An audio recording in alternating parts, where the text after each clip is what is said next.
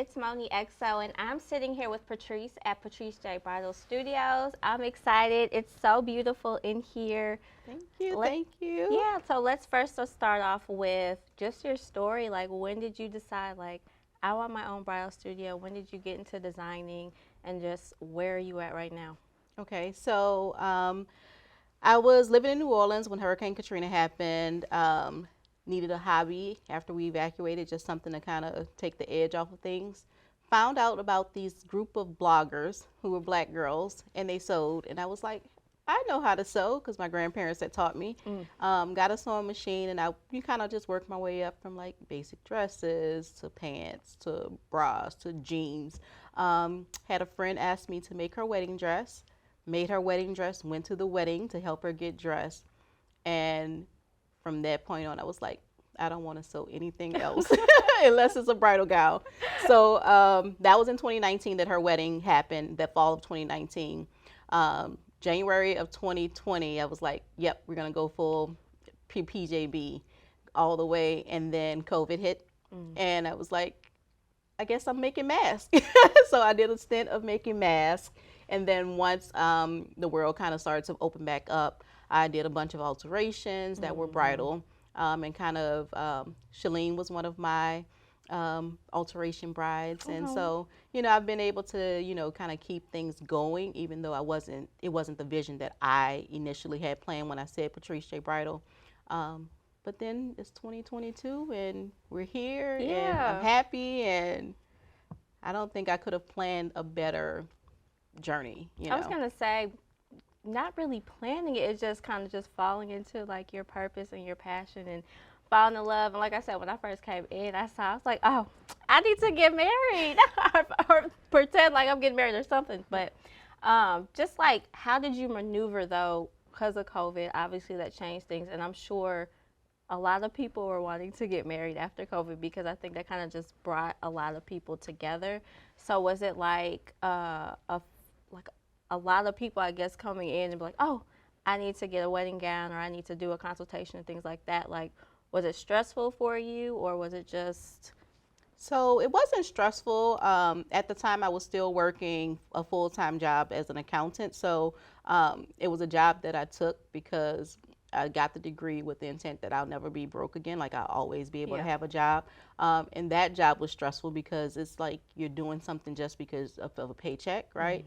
So the bridal thing and helping brides, like, once you start to help a bride find her dress, like, there's a connection that you make with these girls, and it's like, it's strong. It's like you're better than their best friends who they've been knowing for 20 years because they trust you. So being able to experience these moments with my brides, it was unbeatable. So even when they would come in stressed, it was never like a stressful thing for me.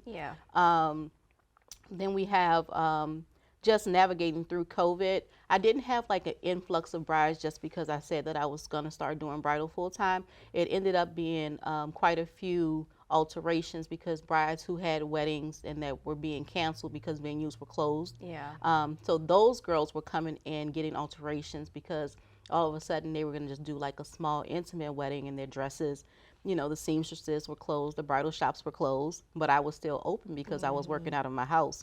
So it ended up being those brides are like the ones who have been like singing my praises because I saved their wedding. But it's just truly, I get to help people literally every day, and they come in and the stories that I hear of like the service that they receive at other shops, and then they come in, especially like the, curvy girls. Everybody's not a size 2 model, right? So when you come in and you're curvy and you could actually get in a dress or have somebody who understands what a black body looks like, it feels good. And then especially if they've had a horrible experience, I'm like, by the time you leave out of here, even if you don't buy your dress from me, then as long as you feel good about yourself and, continuing the shopping process, I'm good. Yeah, and I love it. Now, how do you feel about your brand really like being involved and a lot of people noticing you just in the community? Because you're on Deluxe Magazine. Congrats on that. Thank you. A lot of people notice, so I'm sure like that's just a really good feeling inside to see that. Not being from St. Louis, I mean, it's almost humbling because St. Louis is one of these cities that's like, if you don't know somebody, if the community does not vet you, you can do all the things great and wonderful. But if you don't have somebody in this city that's like, no, she's dope, no, she's good people, you can hang it up. Go ahead and move. Just pack your things up because St. Louis like is that. hard. But so I didn't even know that I was on the cover until I got a text message like saying congratulations. I'm like, for like basically for what? And when she told me, I was like, oh my God. I'm like, well, hell, this is exciting. So, you know, just to be, you know, recognized by the St. Louis movers and shakers was truly an honor. Yeah. Now, what is the meaning of love to you? Because I know it's a lot of people that come in here and they fall in love with their gowns, or they fall in love with just talking to you, or their consultations, all of those things. But what does it mean to you? To me personally, love is friendship. Love is being able to laugh with somebody. I've been married 22 years, and literally that's my dude. Like, if with him by my side, I can do just about anything. Oh. Yeah, like I really, like, we get along, we have a good time, but we can laugh, we can play, we fight. Like, but you know, it all comes back to the friendship, and so that's what it is for me. Now, how do you balance being here and then like your personal life at home? Is it a challenge for you, or is Personal it life, there is none. You said what? There is none. You know, so when I was working a 9 to 5, I would go out, I'd have brunch and lunch, and then, you know, do play dates with the kids, and then date nights and since this is open, it's just like, yeah, it's Sunday, I'm gonna go sew. And then I'll dip out for about 4 or 6 hours. And then, you know, people are texting or they're sending, you know, TikToks, and I'm like, yeah, I didn't see that on Facebook. Yeah. I missed it all. Yeah. And so there's just a level of, I hope people know that I still love them. But I just am in a space right now where it's just like, you have to grind and you have to work, because these are the things you asked for, but you didn't get them by, you know, just waiting for things to come to you. So I was going to say, though, I think it's just one of those feelings when you dive into your passion and you're so passionate about it, I think that it doesn't even feel like work. it doesn't. At least I can feel like that for myself. Like, I feel like you love what you do, and even though you don't work a 9 to 5, you work a 24/7 now. But I mean, if you love it, I love it. Yeah, I agree. Now, what do you have going on? Do you have any upcoming events? Because I know you've been doing your thing. Yeah. Any upcoming weddings you can speak about, or? So I have one event coming up. It's there's a wedding show that's happening April 24th at the America Center. Okay. So this will be my first time ever being a vendor in a show. Ooh. Now, I've gone to these shows. I don't particularly like them because I feel like as a participant, like as a bride, a potential bride walking in, there's just so many people, so many vendors, and I feel like you get lost in the shuffle. But I feel like it's something that I do need to do at least once. So you and never we'll see. know. You never know We'll who you see. try, right? Yeah, you never know who you may meet. So we're going to go in with the best of intentions and hope that it goes well. But it's April 24th at the America Center. I believe it's free. Okay. So if you're looking for a dress and wedding vendors, they'll be there. And then I have one bride that I'm having a really fun time. She's doing a custom dress. So I call her literally Extra A Nikki. I love her to death, but she is so extra, and I mean, it's the best thing. So her excitement about her wedding is beyond. So a lot of brides come in and they're stressed. Not this girl. This girl is loving every minute of the wedding planning process. She knows what she wants. Yeah. Oh, yeah. And that dress is going to be so fire. Like, so she's planning to break the internet. And I was like, yeah, break the internet, Nikki. And so make sure you tag me too. Break the internet. So her wedding's going to be fire, though.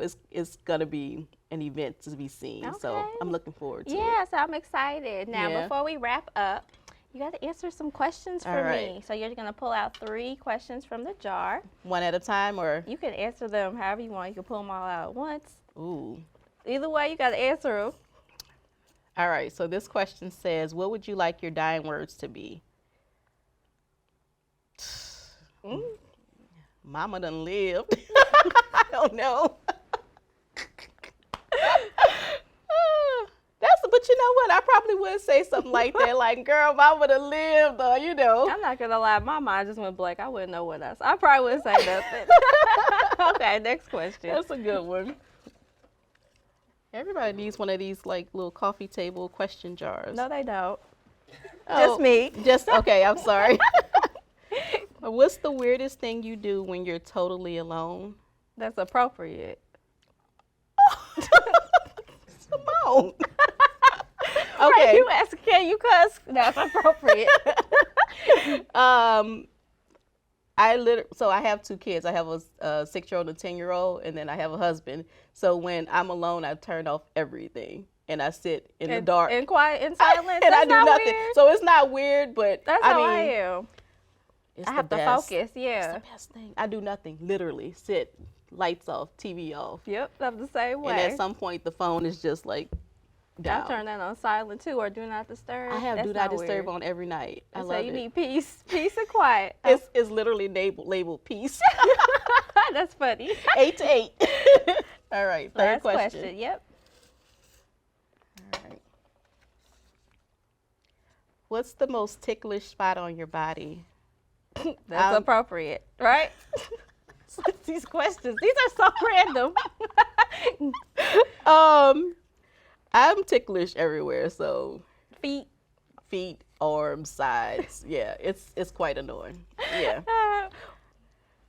just don't tickle me. Yeah. Well, where can everyone follow you? Where can they schedule a consultation? What times can they just come in here and pop up on you? And then just where can they follow you on social media? Right. Okay. So social media, it's at Patrice J Bridal everywhere. So Facebook,